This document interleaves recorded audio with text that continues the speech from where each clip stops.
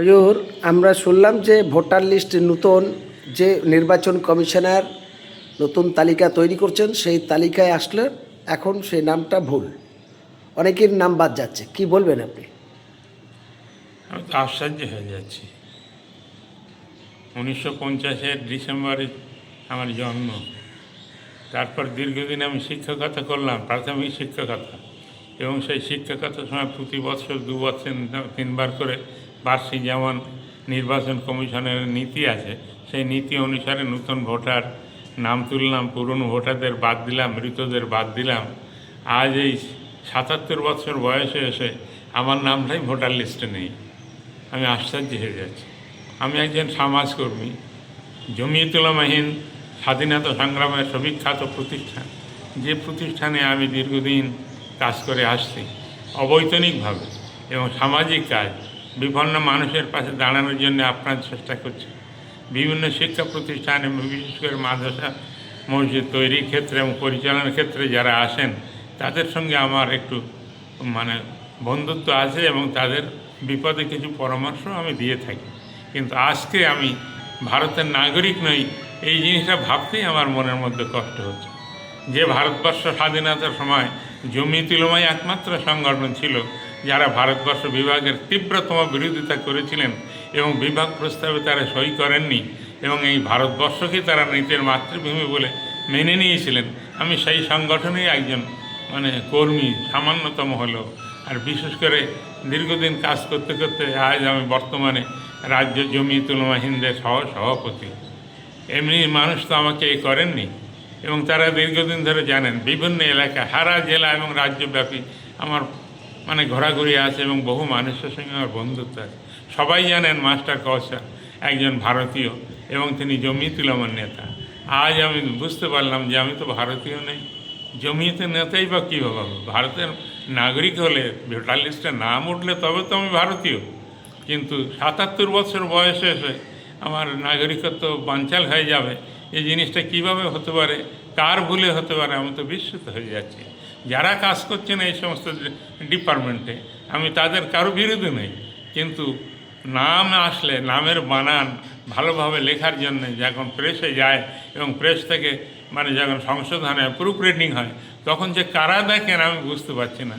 আজকে আমি ভারতবর্ষের নাগরিক হিসাবে হজ করে এলাম এবং বিভিন্ন দেশে ভ্রমণ করে এলাম, আর 77 বছর বয়সে এসে আমি দেখতে পাচ্ছি আমি ভারতীয় নই।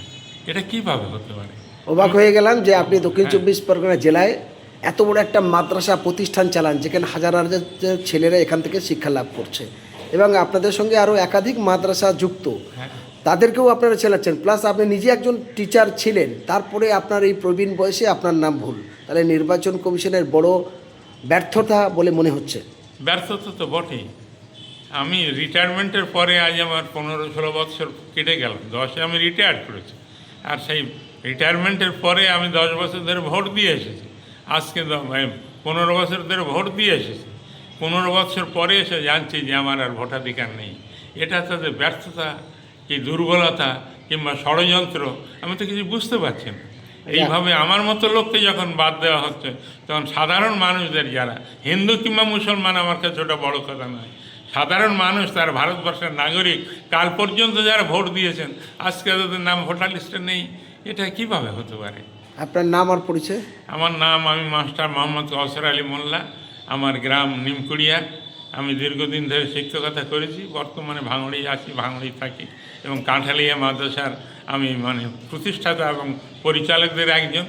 আমি এখন সেই কাঁঠালিয়া মাদ্রাসা জমিয়তুল উলামা হিন্দের রাজ্যের জমিয়তুল উলামার রাজ্যের সহসভাপতি আমি, এবং দীর্ঘ সেই 1970 সাল থেকে আমি জমিয়তুল উলামা করছি।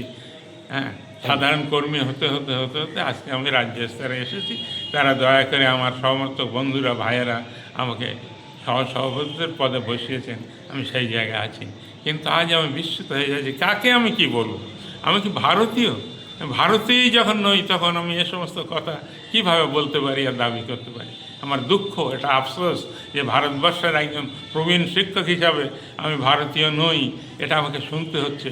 আর যারা নির্বাচন কমিশনে আছেন, কে কোন পদে আছেন আমার দেখার দরকার নেই, কিংবা কারো বিরোধিতা আমি করছি না, কিন্তু তারা যে জায়গায় আছেন সেই চেয়ারের মর্যাদাটা রক্ষা করবেন তো। ভারতবর্ষের মর্যাদা রক্ষা করতে গেলে ভারতীয় ভোটারদেরকে মর্যাদা নেই একদম, তাদের মর্যাদা না, ন্যূনতম সম্মানটুকু তাদের প্রাপ্য সেটাও তাদেরকে দেওয়া হচ্ছে না। এটাই তো বিস্মিত। আর স্কুল মাস্টারি চলে যাওয়ার পরে যেমন মানে সমস্ত মাস্টারমশাইদের মানে বাড়িতে এবং সামাজিকভাবে যারা বয়কটের মুখে পড়ে গেছেন, আজকে তো আমি সেই বয়কটের মুখে পড়তে যাচ্ছি যে আমি ভারতীয় নই, অথচ ভারতীয় বসবাস করে, ভারতীয় হিসাবে বসবাস করে ভারতের সমস্ত কিছু ভোগ করছি আমি। এটা কিভাবে মেনে নিতে পারি? এইটাই আমার দুঃখ।